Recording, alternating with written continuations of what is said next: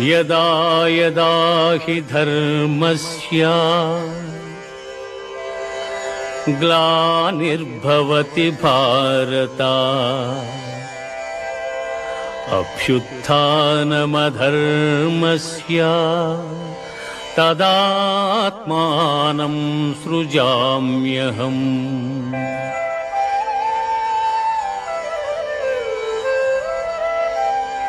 परित्राणाय साधूनां विनाशाय च दुष्कृतां धर्म संस्थापनार्थाय